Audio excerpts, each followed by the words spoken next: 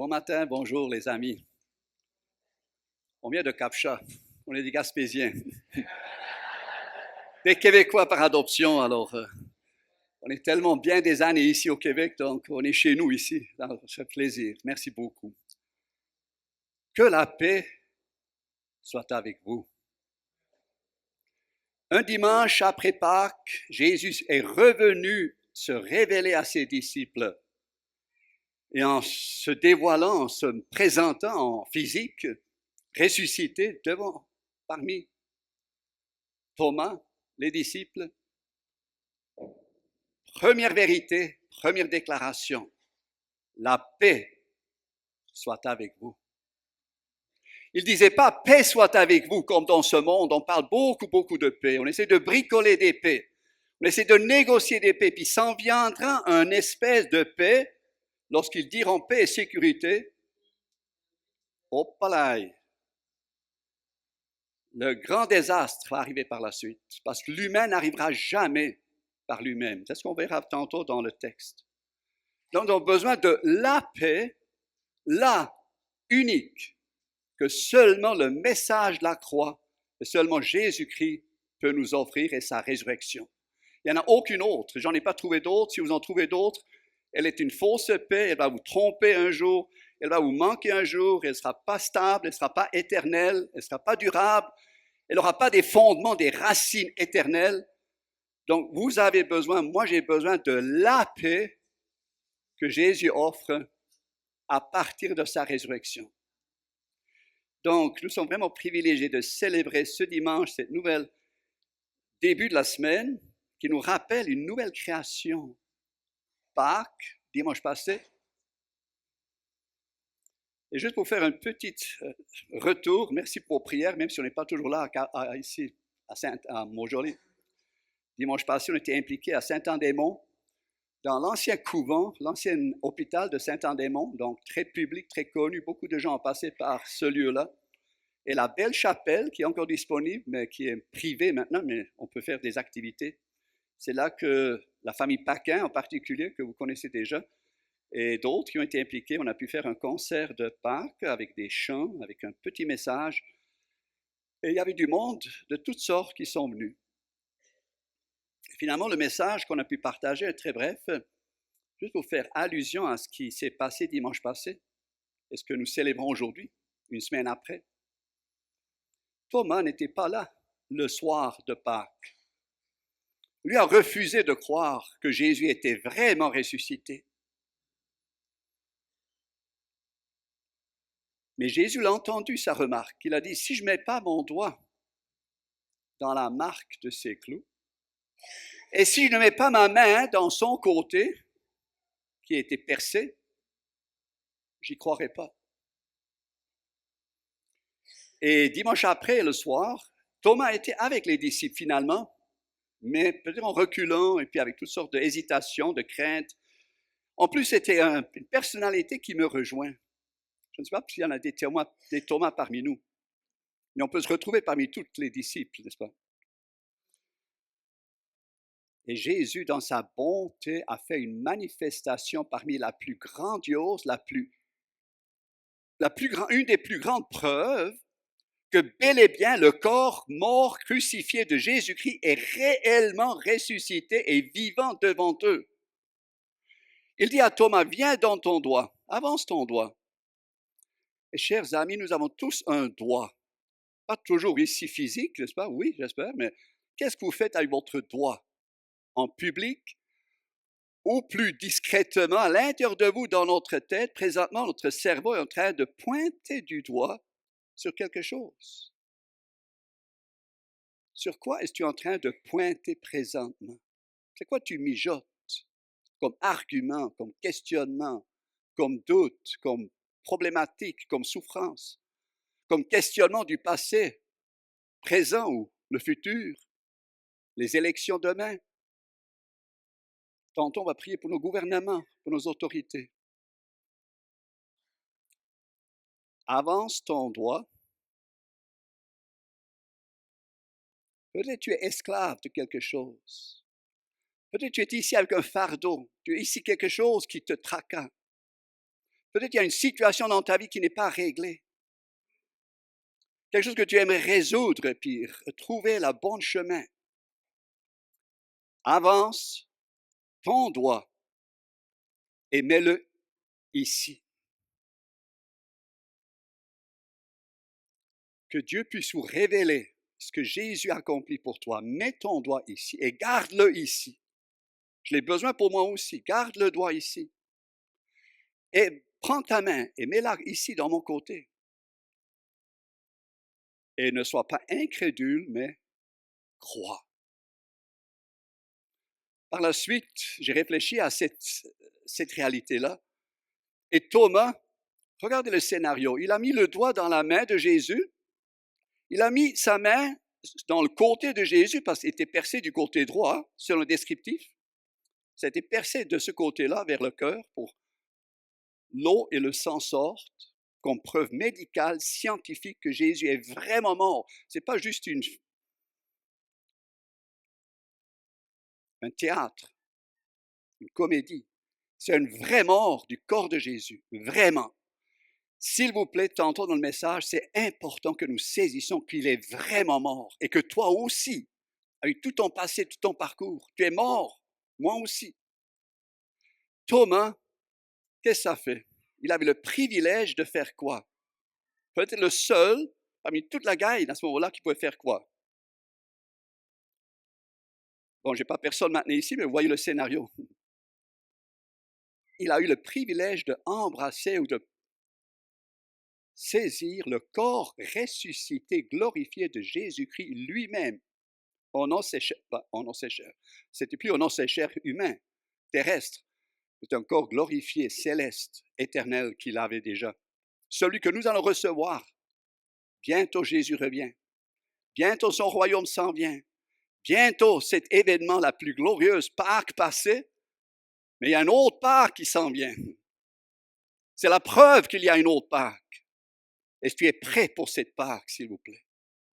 J'ai un fardeau et j'ai une joie dans mon cœur, les deux. Pour les âmes qui sont sauvées parmi nous, quelle joie, quel encouragement, quel soulagement que Dieu puisse nous permettre aujourd'hui. Et pas seulement, à chaque jour, à chaque instant, mais pour ceux parmi nous qui ne sont pas sauvés encore, ou qui ont beaucoup de choses dans leur tête théologiquement, qui ont été entraînés depuis leur tendre enfance dans la parole de Dieu, dans nos églises, dans nos familles chrétiennes, mais leur cœur n'est pas connecté encore. Oh, que ton cœur puisse connecter. C'est clair, c'est quelque chose qu'on ne peut pas forcer. Dieu le donne gracieusement, gratuitement, souverainement. Il n'oblige personne à lui suivre, mais il veut le donner encore. Oh, que tu puisses être sauvé, peut-être aujourd'hui. C'est ce qu'on souhaite. Éternel, c'est à toi que je crie. Je dis, tu es mon abri, ma part au pays des vivants. Quand mon esprit est abattu en moi, toi, tu connais mon sentier. Sur la route où je marche, on m'a tendu un piège. C'est vers toi, éternel Seigneur, que je tourne le regard. C'est en toi que je cherche un refuge. N'abandonne pas ma vie. Quelques paroles des psaumes 141, 42, 43. 42, pardon. Retournons, chers amis, aux Écritures. Avant de lire le texte, j'aimerais partager une petite illustration. Admettons, vous êtes propriétaire, chauffeur d'un camion ou d'un véhicule. Une voiture, ou bien plutôt un camion qui est spécial, qui a derrière lui sur le dos une grande citerne de fuel, de diesel, admettons. Vous êtes propriétaire, vous êtes conducteur, chauffeur, et là, vous voulez démarrer la machine et vous voulez partir avec. Donnez la clé. Bon, je ne suis pas mécanicien, je suis amateur. J'ai appris des choses, j'ai observé des choses, je ne connais pas tout non plus. Mais tu startes le démarreur, les anciennes machines en tout cas, non, ils ont toujours des démarreurs, même les voitures électriques, ils n'ont plus de démarreur, je pense qu'ils partent tout de suite, n'est-ce pas? Mais en tout cas, vous comprenez l'image. Il veut starter, et puis ça essaie de tourner, puis ça tourne un petit moment, mais à un moment donné, ça ne prend pas. Il arrête pour reposer la batterie, il reprend et reprend. À un moment donné, la machine ne veut pas partir. Démarrer, arrêter, démarrer, arrêter. Mais la machine ne part pas. Bon, OK, on se fait ramasser. Remorqueuse, garage, mécanicien. Check tout, fait tout l'entretien, graisse tout, change les bougies, change toutes sortes de choses. Les fils, en tout cas, faites tout, graissez tout, n'est-ce pas? Bon, j'ajoute maintenant, changez les freins, changez ci, changez ça, faites toutes sortes d'entretiens. Peut-être ça manque ici, peut-être ça manque là. Mais le moteur ne veut toujours pas starter.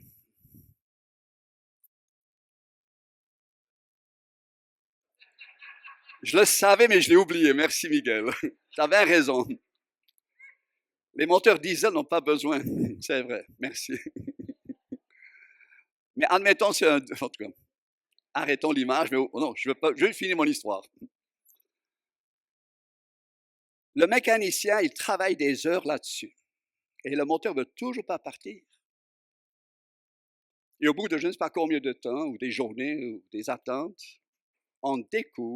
quelqu'un découvre que le réservoir est vide. Mais il a une citerne sur le dos, n'est-ce pas? Il a une citerne avec le fuel qu'il lui fallait. Et puis il est propriétaire, il ne va pas voler quelque chose, donc il peut gérer ça à l'interne. Bref, le détail, je laisse. Mais il est mal pris parce qu'il n'a pas de fuel. En parenthèse, ça m'est arrivé une fois dans ma vie. C'est pendant ma fréquentation. Je ne vais pas raconter ma autre histoire-là parce que mon épouse était en Papouasie en mission et puis enfin, après tant de mois, après des correspondances, on s'est communiqué. Et l'amour et puis aussi la solidité et puis la relation était devenue tellement stable, on était comme fiancés ensemble, on savait déjà qu'on allait ensemble, que Dieu nous a préparés pour aller ensemble. Finalement, le premier jour est arrivé, elle est arrivée en aéroport, je la reçois en première fois en personne et je peux l'embrasser. En tout cas, je vous laisse le scénario et puis les émotions qui vont avec. Puis pendant cette courte période de fréquentation en personne, pour préparer le mariage quelques semaines après, parce qu'on était dans une circonstance spéciale familiale, parce que je devais pas, finalement, c'est la solution familiale que je me marie pour prendre soin de la famille, pour que mes parents puissent repartir en mission, parce qu'ils avaient nous un appel pour aller en Australie. Et là, il fallait quelqu'un. Et là, la solution finale était que je me marie, mais j'avais aucune fréquentation, j'avais des bonnes filles chrétiennes sous mon radar. Mais bref, on était en fréquentation et puis on allait chercher des emplacements pour le mariage. Puis là, en revenant le soir, c'était un samedi soir, en revenant vers chez nous, je voyais le tank, je m'appelle encore, je vois le gauge descendre, mais pas assez attentionné. Et finalement, le moteur a arrêté en route. Heureusement, on s'est rendu à un restaurant, un bistrot, et puis on a pu finalement trouver de l'essence pour continuer. Ça peut nous arriver dans la vie. Mais le problème, c'est où? Et j'aimerais maintenant transférer cette illustration dans notre vie chrétienne. On peut avoir beaucoup de bagages religieux, engagés, zélés peut-être, ou ignorants totalement, mais les choses sont disponibles. La vérité est disponible, l'évangile est disponible. Dans le monde entier, l'évangile est offert et publié et disponible par satellite, par Internet, par radio, par télévision.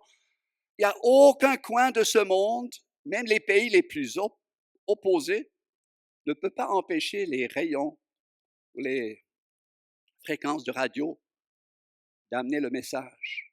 Prions. Dieu sauve des âmes à travers ce grand réservoir que Dieu nous a donné en Jésus-Christ. Et c'est pourquoi je vous invite à tourner où nous sommes rendus dans l'Épître aux Colossiens.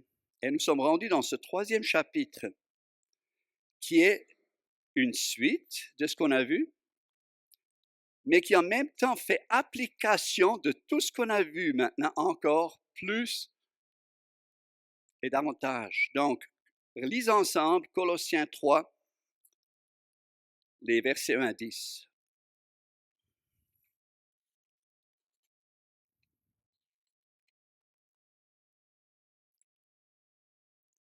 Si donc vous êtes ressuscités avec Christ, recherchez les choses d'en haut, où Christ est assis à la droite de Dieu. Attachez-vous aux réalités d'en haut et non à celles qui sont sur la terre. En effet, vous avez connu la mort et votre vie est cachée avec Christ en Dieu. Quand Christ, notre vie, apparaîtra, alors vous apparaîtrez aussi avec lui dans la gloire. Faites donc mourir en vous ce qui est terrestre, double point, l'immoralité sexuelle, l'impureté, les passions, les mauvais désirs et la soif de posséder qui est une idolâtrie. C'est à cause de cela que la colère de Dieu vient sur les hommes rebelles. Vous aussi, autrefois, lorsque vous viviez parmi eux, vous marchiez dans ces péchés. Mais maintenant, renoncez à tout cela, à la colère, à la fureur, à la méchanceté, à la calomnie, aux grossièretés qui pourraient sortir de votre bouche. Ne vous mentez pas les uns aux autres, car vous vous êtes dépouillés du vieil homme et de ses manières d'agir. Vous avez revêtu l'homme nouveau qui se renouvelle pour parvenir à la vraie connaissance, conformément à l'image de celui qui l'a créé. Parole du Seigneur. Prions.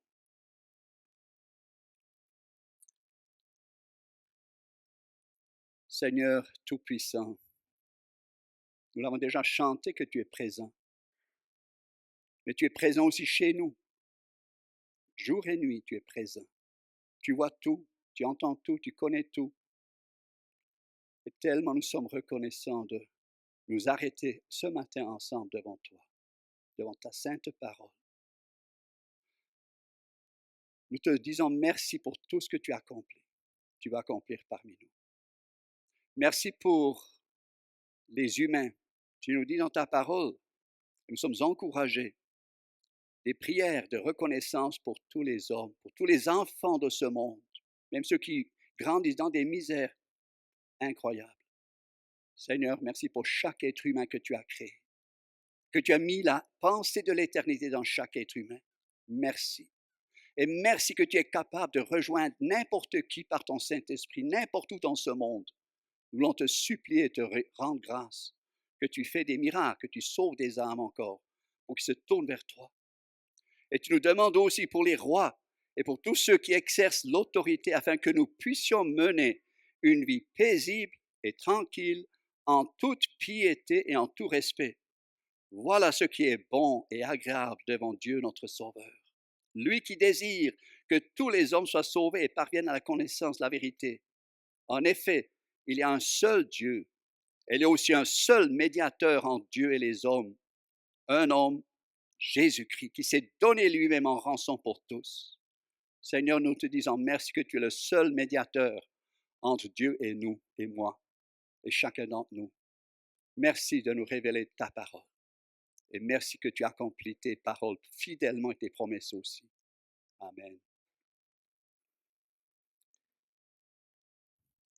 Le message d'aujourd'hui, évidemment, porte le titre « Les choses d'en haut ».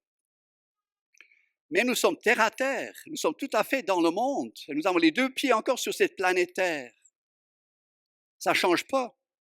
Dieu ne nous enlève pas de ce monde, il nous garde dans ce monde, il veut qu'on marche, fonctionne encore dans ce monde.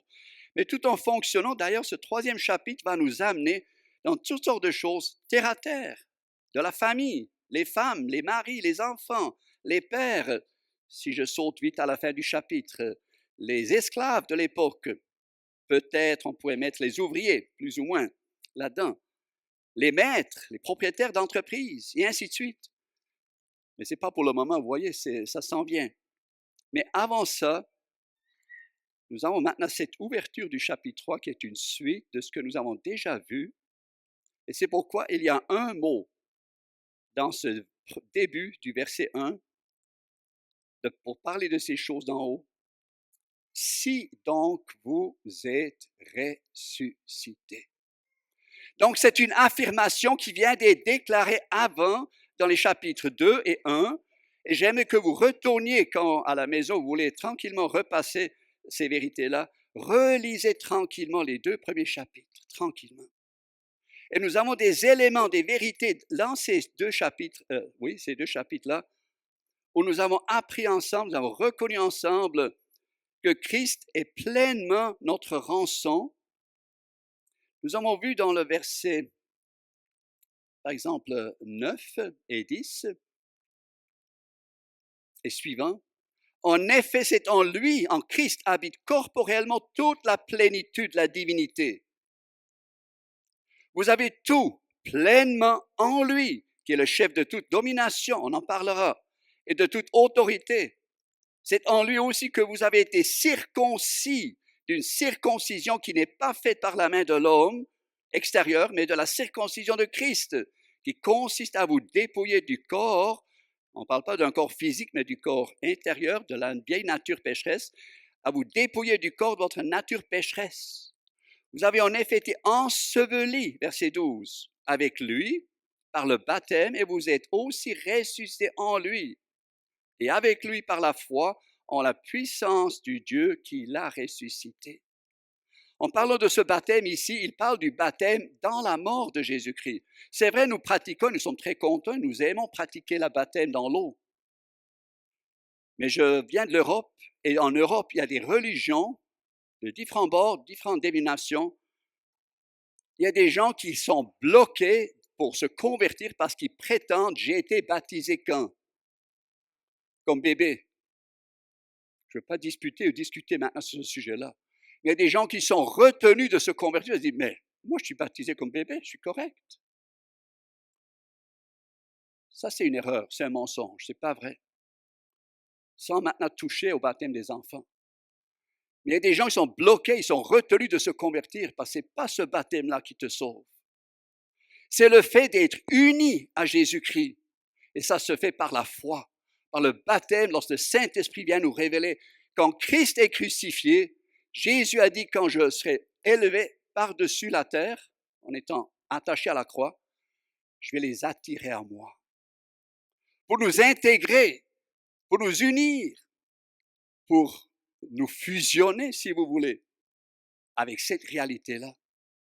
Que toi-même, même si tu ne le sais pas encore, même si tu ne le crois pas encore, malgré tout, Christ, quand Christ a été crucifié, le monde entier, le cosmos entier, dont il est le créateur et l'origine et la source, a été crucifié. C'est énorme, cette vérité-là. Moi, je n'oserais pas le partager si la parole ne le dirait pas. Mais c'est énorme, frères et sœurs, chers amis. Et si vous doutez, si vous avez des troubles, revenez ici à la croix, au message. Je ne parle pas de ce symbole qui est là derrière nous, devant nous. Je parle de la réalité, du message de la croix. C'est elle qui est la puissance de Dieu. Ce que l'apôtre Paul, il dit, je veux rien savoir d'autre que Jésus-Christ et Jésus-Christ crucifié. Lui avait une grande connaissance et beaucoup de bagages et beaucoup de capacités. Mais il dit, je veux rien savoir que cette vérité-là. Mais dans cette vérité-là, il y a une panoplie, une plénitude. Il y a une citerne de réalité et de vérité. C'est pourquoi je ne veux pas trop retourner, mais c'est ce qu'on a vu dans le chapitre 2. C'est pourquoi retourner dans la philosophie humaine? Pour chercher des solutions dans ce qui fait un peu de sagesse. Pourquoi retourner pour régler ou guérir des bobos? Je suis en train de terminer un livre vraiment intéressant sur la psychologie ou psychiatrie biologique. Puis à une époque, on a comme découvert, oh wow, c'est parce que dans notre enfance, on a manqué, vous avez entendu parler du réservoir d'amour? Beaucoup d'entre nous ont lu des livres, entendu des choses là-dessus. Mais ce n'est pas le vrai problème de nos vies. On peut essayer de remplir le réservoir d'amour par quelqu'un d'autre dans la vie, puis là on siphonne, et c'est là que les couples vont souffrir. L'un va siphonner l'autre. Toi, tu me donnes l'amour. Si tu ne me donnes pas l'amour que j'ai besoin, que moi je veux ou j'ai besoin, le petit moi en moi, il est en train de nourrir son moi. Et le moi, lorsqu'on le nourrit, vous savez où ça s'en vient? Ça s'en va où? On ne peut plus jamais, plus personne n'est capable de combler ce moi. Ça prend la croix. Crucifié avec Jésus, liquidé. C'est, je vis, mais c'est plus moi qui vis, c'est Christ qui vit en moi. On doit retourner plus bas pour guérir le problème. Ce n'est pas le manque d'amour, le réservoir d'amour qui n'a pas été comblé. Mais retournons à la croix. Là, il y a une citerne d'amour. Demande le Seigneur, demandons, Seigneur, s'il te plaît, révèle-moi encore davantage combien tu m'aimes. C'est là le vrai amour. C'est là la vraie guérison. C'est dans les blessures de Jésus que tu es guéri. C'est pas dans la psychologie humaine. C'est pas dans la philosophie de l'homme. C'est non plus dans une circoncision extérieure. Les Colossiens qui ont bien débuté, puis comme nous tous, on fait des cheminements, puis on fait du zigzag. J'en ai fait. Et présentement dans le monde, on voit une certaine renaissance de ces formes qui reviennent. Les chrétiens réalisent, on est en train de finir une course, quelque chose s'en vient, on doit être prêt, on doit être correct, on doit être juste. Et là, on retourne à des pratiques anciennes testamentaires. On ajoute, on n'est pas suffisamment comblé, on pense que ce n'est pas pleinement suffisant ce que nous avons en Jésus-Christ. Et là, on ajoute la circoncision, on ajoute du sabbat, et on manque le repos. Voyons, allumons. Tu peux respecter le sabbat tous les samedis et tu n'as aucun repos. Tu penses d'être en repos, mais tu n'as pas le repos. Je m'excuse si je suis un peu... Mais il y a des âmes et puis il y a des gens qui sont troublés. Puis j'en ai eu des gens qui ont discuté, puis je comprends leur réaction. C'est pas facile à trancher théologiquement. Mais le repos de sabbat, Hébreux 4 nous enseigne, c'est quoi le repos du sabbat? C'est la foi en Jésus-Christ. C'est pas le samedi. Il y a des gens et des communautés qui retournent au samedi. Et c'est un mélange, c'est une confusion. Colossiens 2 nous le dit clairement. Et d'autres chapitres, surtout aussi Hébreux 4 et 5. Ensuite, nous avons vu, c'est pas non plus avoir une restriction alimentaire, le manger, etc. C'est non plus les dominations. On cherche à satisfaire des esprits, nouvel âge, des anges, les cultes des anges et tous ces phénomènes surnaturels. No way. C'est crucifié. Les dominations, les autorités, Jésus les a remportées en victoire à la croix, il les a dépouillées publiquement, il a remporté la victoire. C'est accompli, c'est terminé, c'est classé. Tout est accompli. Même le soleil s'est caché. Les ténèbres ont envahi Israël, le territoire, pendant que Jésus était attaché à la croix. La création elle-même a manifesté des souffrances de cette erreur, de cette confusion, de ce prince de ce monde qui aveugle, qui démolit et qui déroute le monde. Jésus l'a totalement remporté. Retournons vers lui et n'allons pas consulter toutes sortes d'esprits et toutes sortes de phénomènes que le monde spirituel, malheureusement, veut nous enseigner, veut nous amener, surtout dans le présent. Le monde entier est quelque part shaké. Il va être encore shaké. Et le monde va chercher toutes sortes d'appuis. Ah, Jésus, oui, peut-être, c'est vrai, ça a l'air vrai, mais ça me prend encore quelque chose d'autre. J'ai besoin encore d'ajouter encore un élément. Bon, je ne vais pas trop retourner parce que c'est ce qu'on a parlé dans le chapitre 2, mais vous voulez reprendre le chapitre 2. Et finalement, en dernier, j'en avais 5 domaines. Le chapitre 2 a été développé.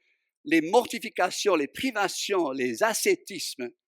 Comme des gens tombent dans toutes sortes de privations, c'est bon pour la santé, pas mauvais en soi peut-être de se priver de certains éléments. Pourquoi pas?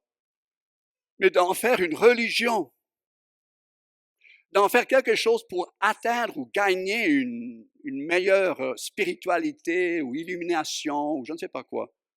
No way. C'est québécois? C'est no way. C'est le message de la croix qui est la vérité. C'est lui le chemin, la vérité, la vie. Nul ne vient au Père et nul ne retrouve finalement ces bénédictions, ces privilèges des choses en haut. Et vu qu'on parle du Père, si donc vous êtes ressuscité avec Christ, donc il fait application de ce que nous sommes morts avec Christ, tous ces sujets sont classés. Et si vous hésitez, si vous doutez, si vous êtes encore troublé, retournons là et disons, merci Jésus, je suis définitivement crucifié avec toi. C'est si simple que ça. Pas d'émotion, pas de phénomène, peut-être. Pas besoin. La vérité est là, la vérité tranche. Et elle me secourt, elle m'aide. Recherchez, vu que nous sommes maintenant aussi ressuscités avec Christ, et comme on a lu, en étant ressuscités, nous avons connu la mort, la crucifixion, verset 3, spirituellement parlé. Votre vie est cachée avec Christ en Dieu. Je ne peux pas vous parler assez. Je n'ai pas les paroles pour vous exprimer ce que le Saint-Esprit peut nous révéler à ce niveau-là. Votre vraie vie en Jésus-Christ, votre salut, votre nouvelle identité, votre nouvelle disposition, votre nouvelle ressource, votre vie est cachée avec Christ en Dieu le Père. Est-ce que vous avez eu, je m'excuse la question, ce n'est pas pour blâmer nos papas, mais vous avez eu un papa parfait sur tous les niveaux. Sans blâmer les papas. Eux n'ont pas pu donner plus qu'eux avaient. Donc, blâmons pas les papas. Malheureusement, il y a eu des choses difficiles, pénibles, douloureuses. On a eu des mamans qui n'étaient pas parfaites non plus. Mais nous avons quelque chose de meilleur. Chacun de nous, peu importe notre arrière-plan. C'est pas facile, je sais. C'est pas évident. On a tous vécu des choses il y a des gens qui ont vécu des choses très dramatiques. J'aimerais pas du tout passer à la légère là-dessus. Pas du tout. Au contraire. Il y a quelqu'un qui sympathise, qui a la compassion pour ce que toi tu as vécu dans ta jeunesse. Mais ne arrêtons de blâmer et de victimiser. Nous sommes victimes, les autres sont à blâmer, notre environnement. Bien, pour finir mon exemple que j'ai pris tantôt, en une période où on a blâmé la jeunesse, notre éducation et puis les manques d'amour. Plus tard, on a découvert, c'est peut-être la biologie qui n'a pas bien tourné dans ma vie, les hormones n'ont bien tourné, puis tout le tracas du système. C'est vrai, il y a des choses qui ne sont pas toujours à la perfection depuis la chute. Résultat. Mais par contre, au lieu d'aller chercher de résoudre ou d'argumenter, mais je suis fait comme ça, je ne peux pas changer. Il y a quelqu'un d'autre qui a pris ta place. Même nos limitations, même toutes les restrictions quelconques. Et il y a des choses que le Saint-Esprit progressivement ensuite restaure ou guérit même instantanément. Il est capable, Dieu est capable de guérir, de restaurer. Donc nous avons reçu maintenant un papa. Votre vie est cachée avec Christ en Dieu. Prenons un passage, Jacques 1, qui nous parle de cette réalité-là. Jacques 1.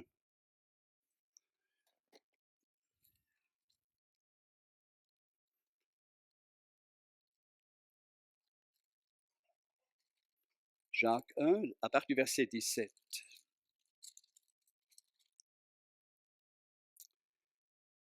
Tout bienfait et tout don parfait viennent d'où? D'en haut.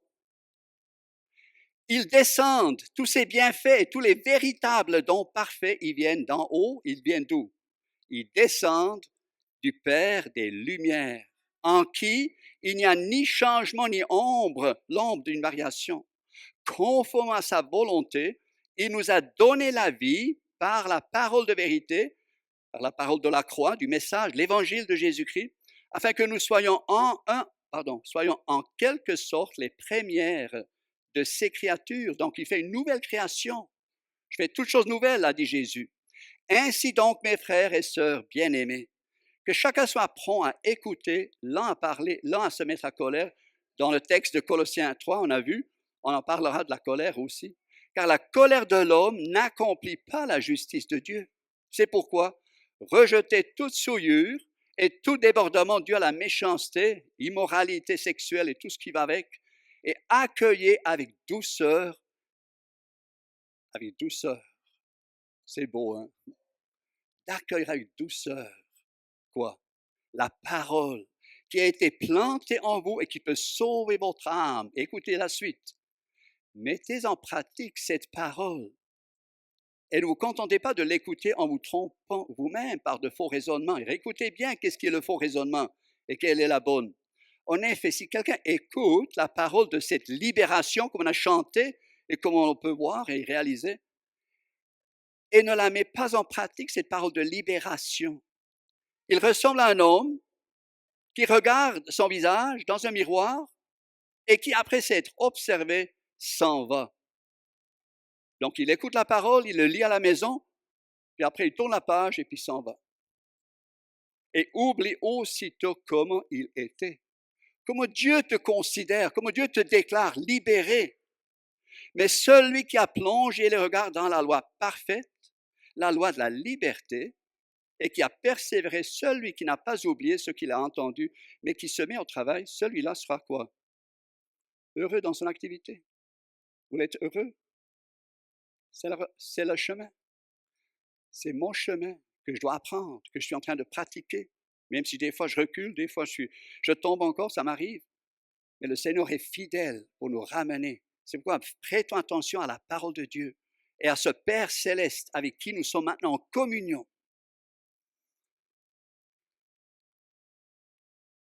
Rechercher, c'est un verbe qui est mentionné, rechercher les choses d'en haut, où Christ est assis à la droite de Dieu. Donc nous sommes rappelés, les chrétiens de Colosse avaient besoin d'être rappelés, recherchons les choses d'en haut. Où Christ est assis à la droite de Dieu. Christ est notre avocat. Il est notre substitut. Il est même notre vie. Donc recherchons ce qui est en haut. C'est ta vie que tu recherches qui est en Christ. C'est tous les privilèges, les bénédictions que Dieu déverse pour qu'on puisse vivre dans ce monde d'une façon libérée, pardonnée, purifiée. Cherchons les choses d'en haut. Ensuite, attachez-vous aux réalités d'en haut et non à celles qui sont sur la terre. Ça veut pas dire qu'on doit s'occuper de nos affaires terrestres, mais attacher, c'est un autre sens. Ça veut dire vraiment de s'appuyer, de rechercher d'abord, de découvrir et ensuite de nous attacher là. Et ça, c'est une progression, frères et sœurs. Nous sommes tous en route et selon l'horaire qu'on a eu, vous l'avez déjà pratiqué vendredi soir avec la rencontre des femmes, hier matin, déjeuner des hommes. Eh bien, on parle de ces choses d'en haut. On partage ces choses d'en haut. Alors, attachons-nous aux réalités. D'ailleurs, les choses terrestres, comme la parole nous dit dans l'Épître aux Hébreux, je n'ai pas le temps maintenant de tout développer, mais l'Épître aux Hébreux nous dit c'est tous juste des ombres des choses réelles. Et les réalités sont célestes. Donc, attachons-nous à ces réalités-là et non à celles qui sont sur la terre. En effet, vous avez connu la mort et votre vie est cachée avec Christ en Dieu. Et maintenant, verset 4, quand Christ, notre vie, j'aime ce mot, notre vie apparaîtra, alors vous apparaîtrez aussi avec lui dans la gloire. Le jour de Pâques, le dimanche matin de la résurrection, Marie Magdala était la première au tombeau. Elle qui a vécu une très grande libération de 7 démons dans sa vie. Elle voulait retourner voir au moins le cadavre de Jésus. Mais elle ne réalise pas qu'il est quoi? Derrière elle. Elle tourne, elle tourne pas, mais elle va se tourner finalement vraiment pour faire face à Jésus-Christ. Elle pense c'est un jardinier. Elle lui demande, mais où es-tu l'as mis pour que j'aille le voir? Marie. Le fait de prononcer son prénom a réveillé Marie Magdala. Wow! Elle a voulu le saisir. Et là, Jésus, ne me touche pas encore. Ne me touche pas. Je ne suis pas encore monté.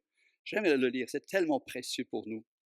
En parlant de notre vie qui est cachée, et de le Christ qui va apparaître. Je vais vite le lire dans Jean 20.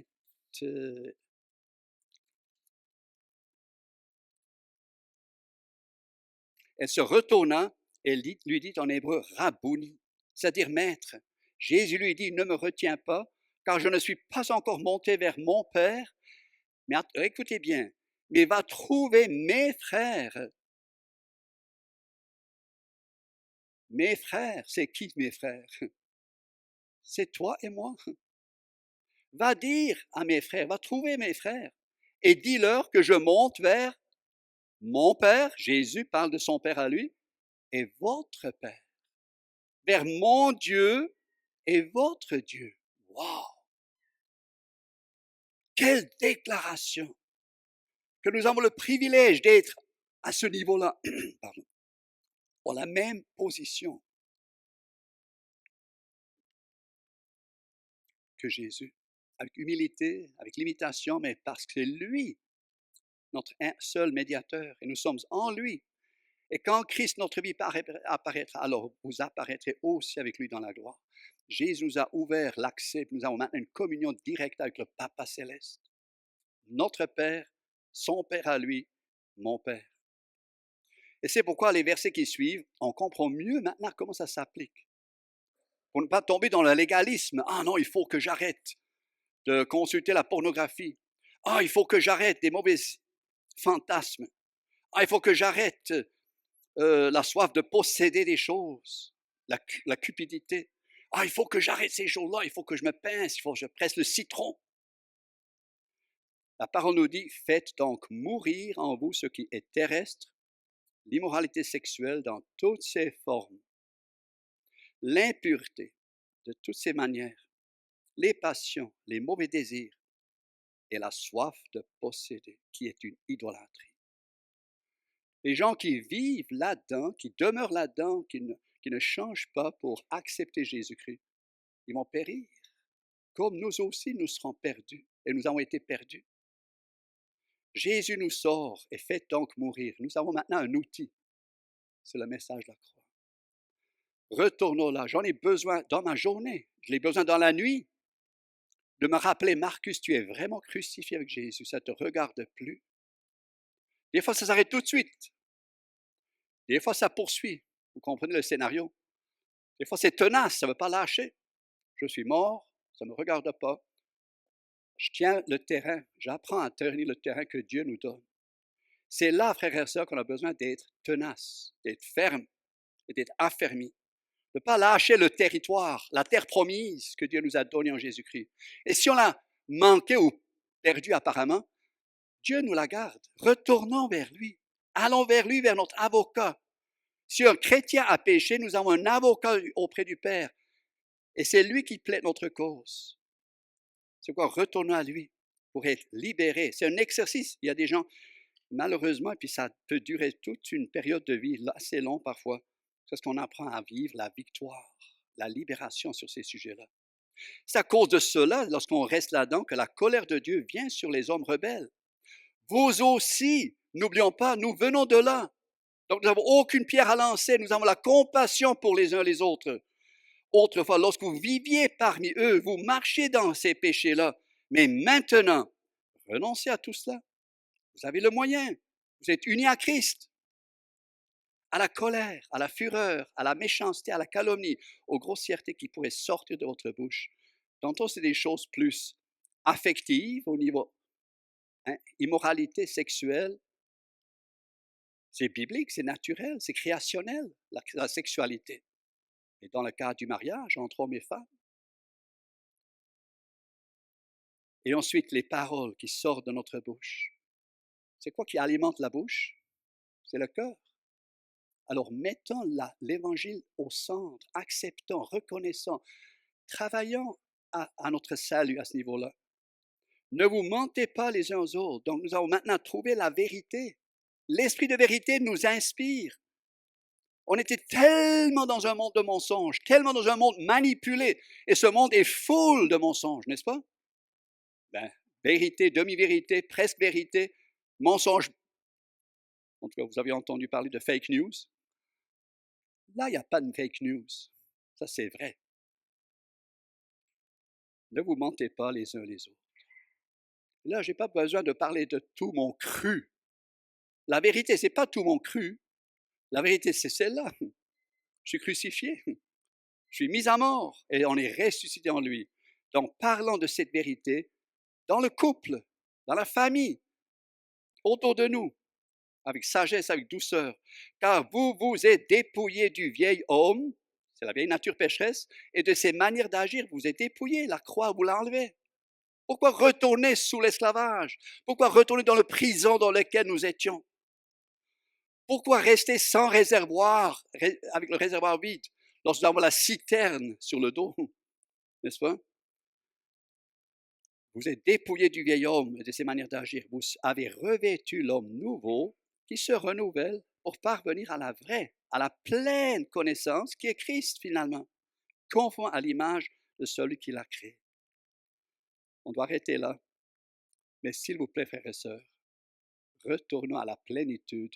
Tout est pleinement disponible en Jésus-Christ. Ce n'est pas seulement une théorie, c'est des réalités, frères et sœurs. Et c'est encore une théorie pour toi, comme il y a des choses pour moi, c'est encore théorie peut-être, mais nous avons un Saint-Esprit qui nous amène progressivement dans ces réalités-là, pour que nous jouissons, nous bénéficions et nous dégageons, chacun de nous, à chacun sa place, nous dégageons cette richesse, cette libération, cette pureté que Jésus nous donne, qui ne vient pas de moi, pas du tout. Jamais, grand jamais ça vient de moi.